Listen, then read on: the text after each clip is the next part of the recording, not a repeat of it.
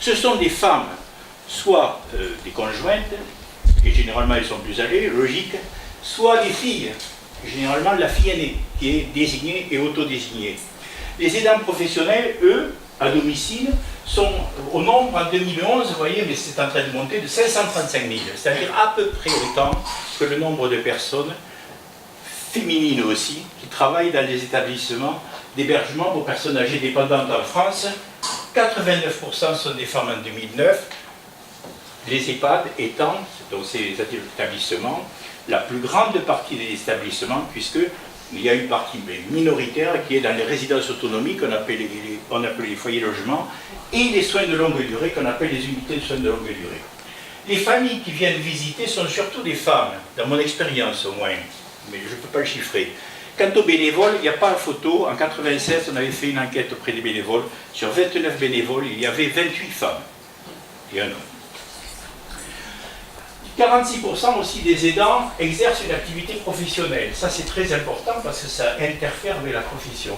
Ils sont plus âgés que le reste de la population. Attention, 64 ans dans cette étude de Novartis PVA de 2008-2010, mais seulement 58% dans une étude récente sur les aidants de malades d'Alzheimer, et ça peut s'expliquer, on pourra rentrer dans les détails si vous voulez.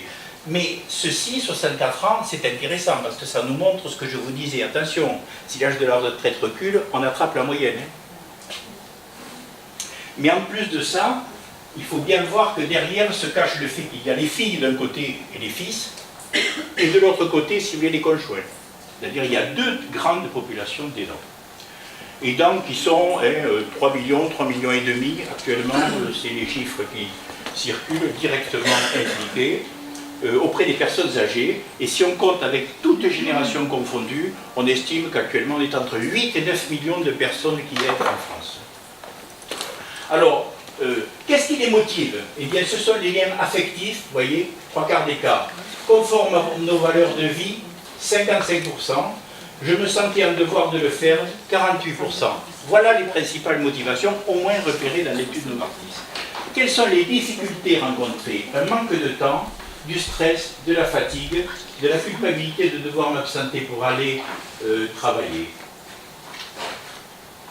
Ce sont les éléments avancés. Alors dans un développement un peu plus large, que vous ne voyez pas, mais je vous l'ai dit très vite, ce qui est le plus vite sacrifié, c'est loisirs, sortir, en particulier en week-end, la forme physique, la situation financière, la vie intime et sexuelle, le moral, la vie professionnelle, la vie conjugale aussi, mais là on s'approche de dimensions, si vous voulez, qui sont plutôt positives, avec souvent une concurrence entre la vie conjugale antérieure de l'aidant et la nouvelle vie liée au fait, par exemple, que les parents vont venir au domicile ou qu'on va aller au domicile des parents. Donc il va y avoir une concurrence, je pourrais vous en citer des exemples, mais là aussi, je n'ai pas le temps de le développer. Par contre, vous voyez, il y a des choses qui vont être peut-être plus positives ou vécues plus positivement ici. Les relations avec la personne que vous aidez, oui. Peut-être le fait de renvoyer l'ascenseur, la dette, si vous voulez, contractée au cours de la vie, est-elle positive? Votre vie de famille, vos relations avec vos amis, qui sont là partagées en positif et en négatif. Quelles sont les répercussions? On doit gérer son temps différemment, oui, dans plus de la moitié des cas. On doit se soucier de la personne en permanence. On doit arrêter ou réduire certaines des activités et loisirs. Et par contre, on peut se sentir valorisé par son engagement. C'est le cas de 21% des personnes dans cette étude. Ce qui est intéressant aussi, c'est de voir que la professionnalisation n'empêche pas la volonté forte de garder maîtrise de la situation. Ça, c'est très intéressant. Exemple, est-ce que vous souhaiteriez confier votre rôle d'aidant à une autre personne?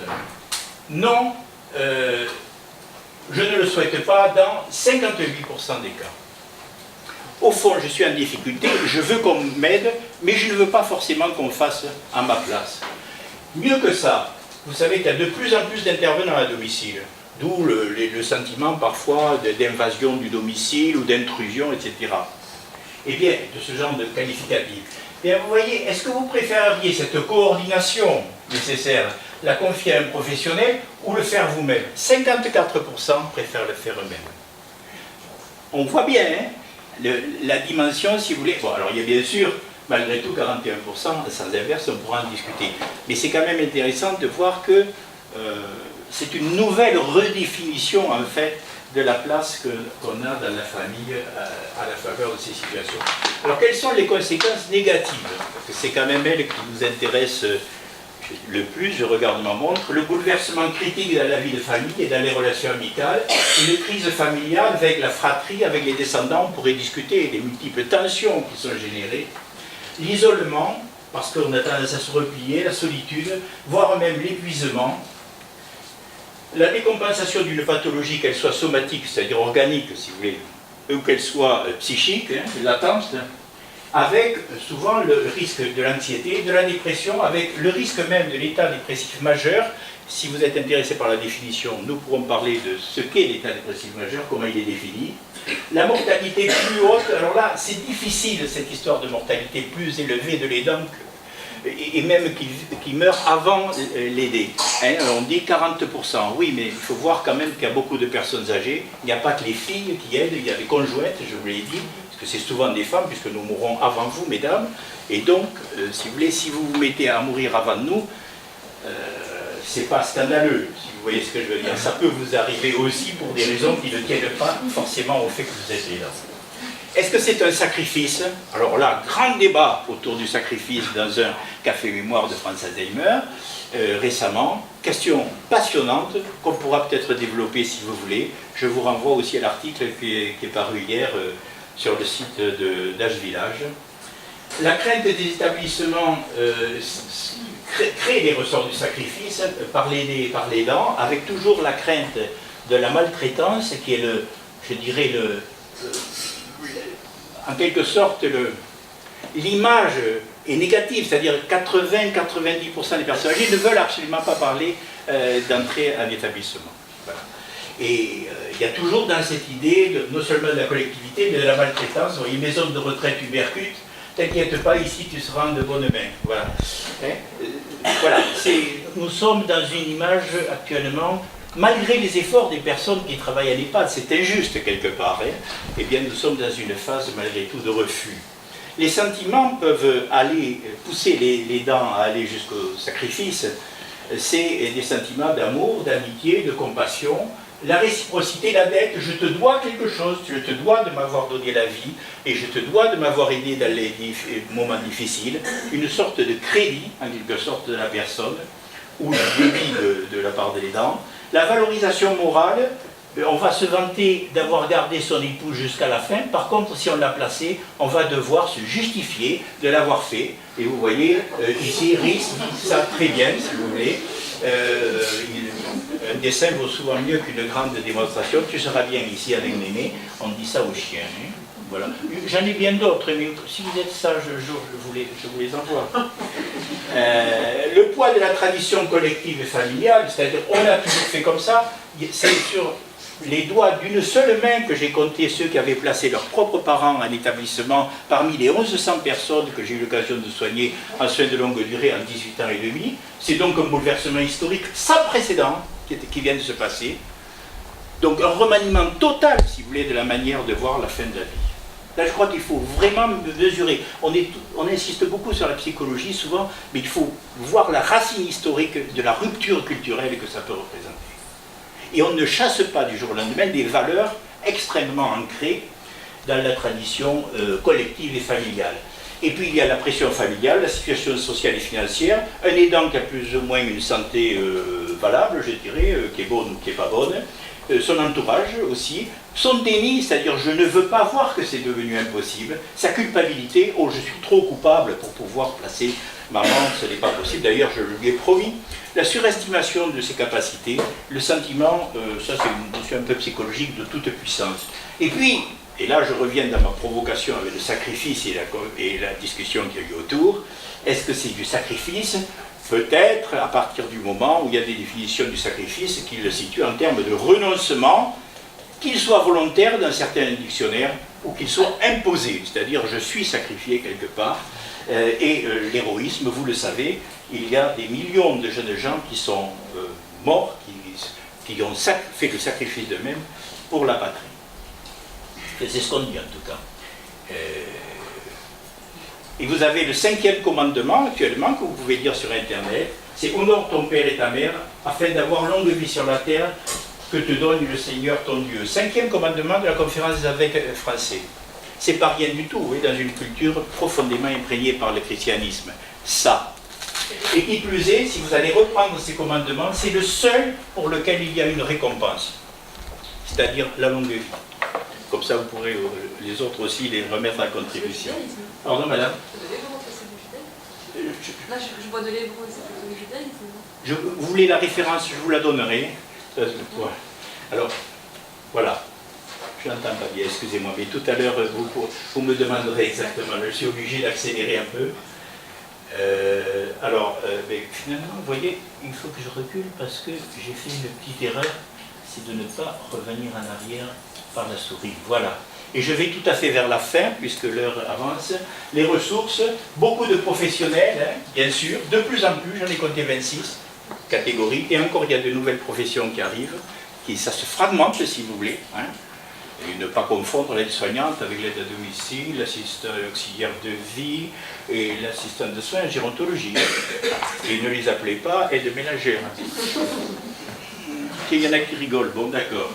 Donc voilà, hein, les choses bougent beaucoup, les choses bougent beaucoup. Si j'oublie une profession, je m'en excuse, hein. Je me confesserai. Vous voyez ce que je veux dire? Bon, service d'aide à domicile, comme la DMR, le portage de repas, pareil, hein. Surtout, hein, ne vous sentez pas Marie, mais vous voyez qu'il n'y a pas grande relation entre les deux, c'est très disparate tout ça, hein. Les services de soins infirmiers à domicile, les équipes spécialisées Alzheimer à domicile, le CLIC, on pourra définir ce que c'est grossièrement le conseil départemental, c'est le centre local d'information et de coordination. Les MAIA, je vous donnerai la définition si vous voulez, pour gérer des cas complexes, ça c'est plutôt, ça relève de l'État plus que des départements. Le répit, qui est une notion relativement nouvelle, là aussi très disparate. C'est-à-dire ça peut être aussi bien des vacances avec France Alzheimer, ça peut être aussi un accueil de jour, ça peut être un hébergement temporaire, ça peut être une nouvelle initiative. Madame Delphine Calicis, infirmière ici présente, préside une association qui lance une initiative novatrice, et vous pourrez en parler avec elle, autour d'une maison de répit à Cahuzac-sur-Verne. La consultation annuelle recommandée par la Haute Autorité en Santé en 2010, qui n'est pas pratiquée en pratique et elle n'a pas beaucoup de succès, hein. C'est-à-dire qu'elle est en principe recommandée, mais en fait peut pratiquer, je veux dire, la consultation de l'aidant auprès d'un médecin généraliste. Et puis il y a des associations telles que France Alzheimer, ou les bénévoles en soins palliatifs par exemple, mais il y en a d'autres, il y a France Parkinson, etc. etc. Excusez-moi, la consultation. J'ai terminé 20 minutes, où il est le monsieur là? Je lui avais promis que je finirais. Donc, madame, alors, je m'approche de vous. Hein. La consultation, elle est pour les aider quand vous dites la oui, pour les aidants. Les aidants. Pour les aidants, madame. Il y a une recommandation de pour consultation une fois par an pour les aidants. Voilà. Et par rapport au diaporama que vous venez de passer, il y a quelque chose qui m'a interpellée parce que vous donnez l'âge moyen des aidants, donc de 64 ans, c'est ça? Il y a deux études. Oui. Il y en a une qui sort à 64, mais ça serait tous aidants. Oui. Il y en a une qui sort à 58, ça serait malade d'Alzheimer. Voilà. Et moi j'étais à une conférence il n'y a pas longtemps et donc on nous disait que la durée, l'espérance de vie sans incapacité en France est à 62 ans. Oui. Donc voilà. 62, 64, ça pose des questions quand même. Bien sûr, non mais là, voilà, vous soulevez. Alors, évidemment, le problème, c'est où c'est qu'on met le curseur de l'espérance de vie sans incapacité. Donc, j'ai 67 ans, effectivement, vous avez vu, je n'entends pas bien, donc, plouf, je suis dans l'incapacité. Voilà, vous voyez, ça dépend aussi où on va mettre le curseur. Le curseur à 62 est quand même relativement sévère pour la moyenne de la population. Mais c'est bien, parce que ça pointe au moins les problèmes. Vous aviez posé une question, madame, peut-être, et je ne vous ai pas répondu parce que je ne l'ai pas entendu. Non, c'était par rapport à la citation. Vous aviez parlé du christianisme et je voyais de l'hébreu, donc plutôt lié au judaïsme. Oui, vous avez raison. Je pense que j'ai mis peut-être un peu vite cette illustration, parce que malgré tout, c'est Moïse. Oui, oui, mais Je pense, enfin, je crois, c'est le buisson ardent, quelque chose comme ça, quoi. Enfin, on va réviser, si vous voulez, notre catéchisme, mais vous avez tout à fait raison de le faire remarquer. Vous avez tout à fait raison. Nous ne sommes pas a priori les pères de l'Église, mais en tout cas, c'est la conférence des évêques, voilà, catholiques. Ça, vous le trouvez sur Internet. Mais les choses que je vous ai projetées, vous me demandez les références, il faut que je puisse vous les donner. C'est pas possible. Sinon, on ne peut pas raconter, ou alors il faut que je vous dise que je vous raconte quelque chose qui est personnel. Ce que j'ai fait par moment. Il faut que les sources soient solides. Voilà. Est-ce qu'il y a d'autres remarques? On a encore un peu de temps quand même. On a un quart d'heure pour... Est-ce que vous auriez des exemples de vécu par rapport aux aidants qui sont dans le déni de leur situation? Ouf. Alors là, parce que pour moi, c'est quelque chose qui est très important en fait. Alors là, madame, là, si vous voulez, moi je les avais, j'étais en aval. C'est-à-dire, je recevais systématiquement les familles des personnes qui rentraient en soins de longue durée, qui soient passées directement du domicile, ou que, comme généralement ils viennent d'un hôpital, d'une clinique, ou surtout d'une maison de retraite, où on avait le sentiment que là, il fallait déployer des moyens un peu plus importants ou des cas particulièrement difficiles. Donc je recevais les familles pendant 3/4 d'heure systématiquement. Et je peux vous dire que là, le nombre de personnes, je ne sais pas le chiffrer, mais qui m'ont dit, mais je lui ai promis que jamais je ne la mettrai en établissement, je croyais que j'y arriverais, mais après tout, elle y était arrivée avec sa mère, tout le monde y était arrivé avant, et nous, on n'y arrive plus. C'est impressionnant, je ne sais pas le chiffre, je ne sais pas. Et puis en plus, si vous voulez, les gens ne vont pas forcément le livrer, parce qu'il y a quelque chose tellement un peu de honteux, de coupable à avoir échoué. Et comment on peut aider ces personnes-là? Ah, ben l'aide, généralement, c'est l'écoute. Hein. Enfin, je veux dire des personnes en établissement. Hein. C'est l'écoute, et bien entendu, une écoute bienveillante. Si vous vous dites, si vous marchez dans la combi de dire, ben tiens, ils s'en sont débarrassés, hein, bah, évidemment, ils vont le ressentir les gens. Hein.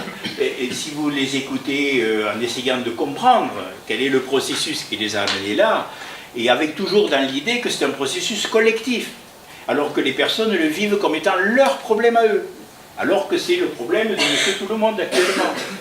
Évidemment, vous voyez, ça c'est des choses qu'on peut leur avancer, leur dire que c'est plus comme autrefois, enfin bon voilà, on ne fait pas qu'écouter, on peut aussi leur parler.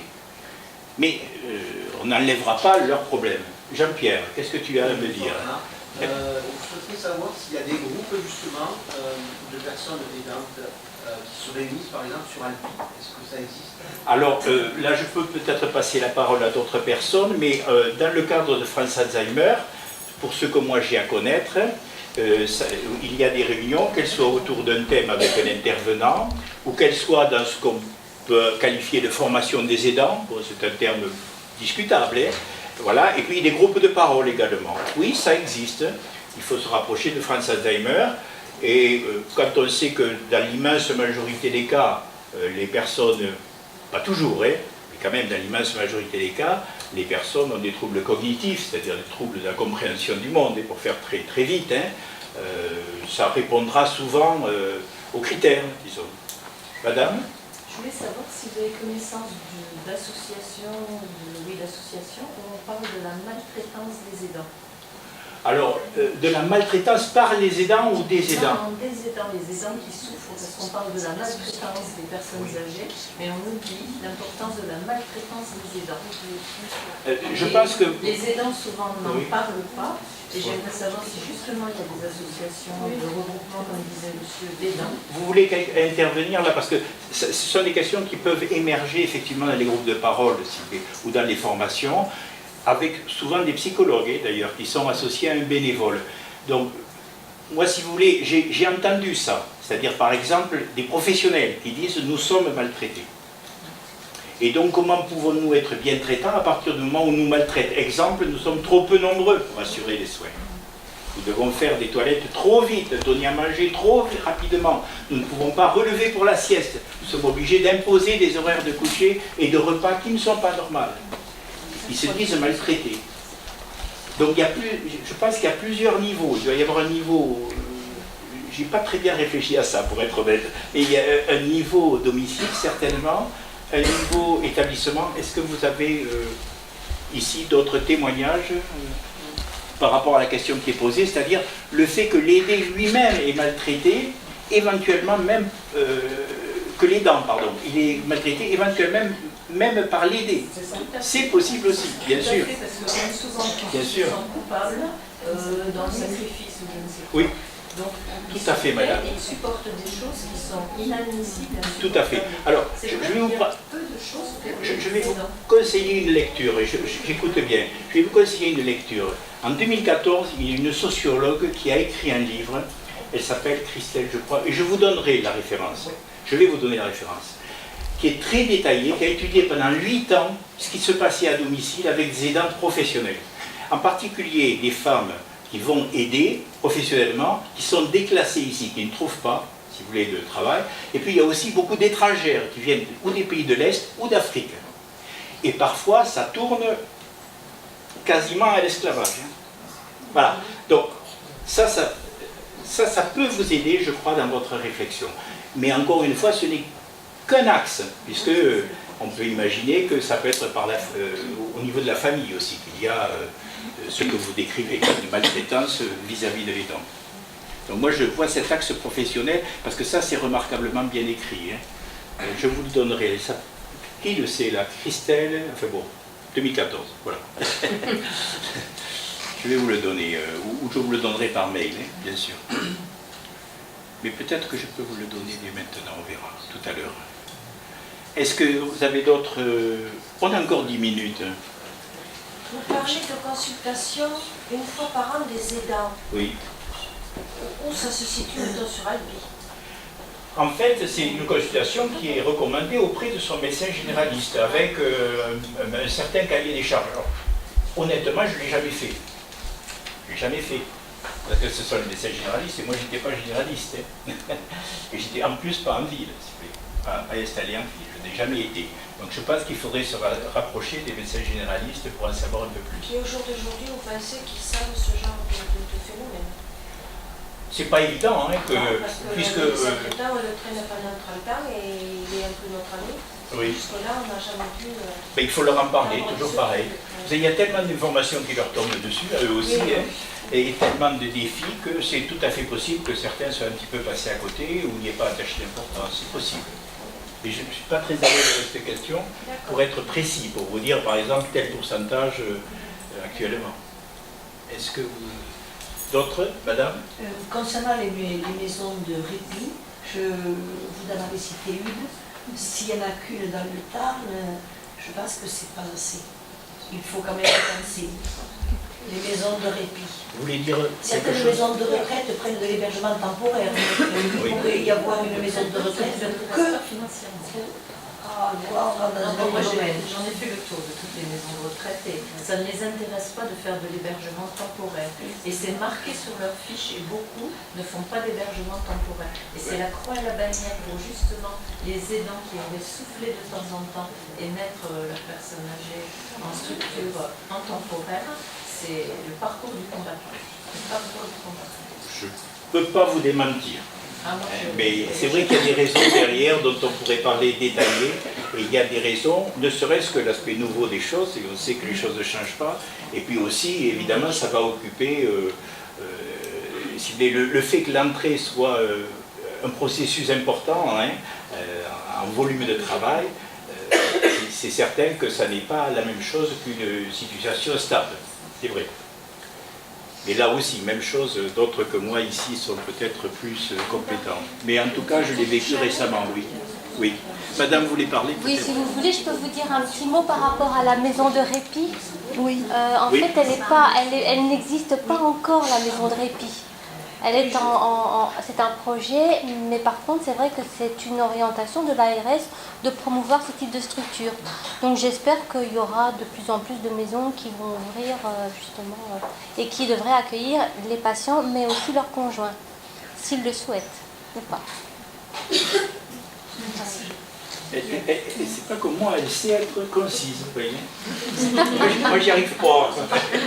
Alors, est-ce qu'il y a d'autres... Allez-y, profitons-en, parce qu'on va nous mettre dehors. Hein. profitons-en, on a encore 7 minutes.